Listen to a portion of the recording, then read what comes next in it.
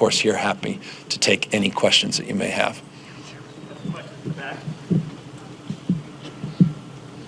Yes, Governor Newsom. So this is a question about your proposed law that mimics Texas's SB 8. Given that we've already seen, protections on assault weapons and starting to get there on ghost guns, what is the goal basically of this? Would this be to drive gun manufacturers out of business?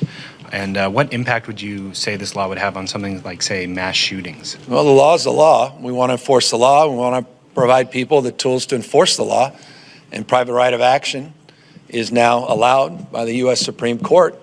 And that will allow more eyes and more, a greater prospect of people to be held to account for illegally, the laws are the laws, illegally distributing, manufacturing, or selling these weapons of war. And they're nothing less than that, just weapons of war.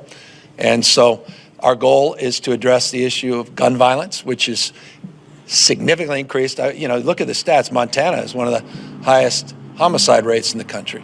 South Dakota. It's interesting, the murder capital, tragically, California is Kern County. It's just not a red or blue issue.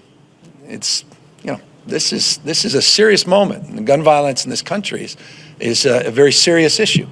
And so we're very soberly and seriously not only drafting that legislation, as I said, first draft, but we're working with the legislature to advance it and put it into effect.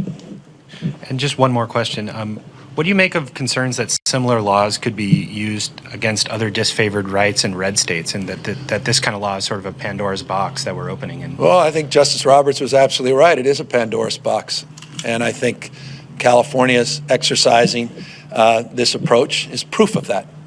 And so what I make of it is what I expressed initially when this law was established in Texas. I think it was a terrible decision by the United States Supreme Court.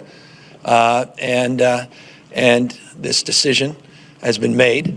And to the extent this decision's used to put women's lives at risk, we're going to use this decision to save people's lives by addressing the issue of gun violence here in the state of California.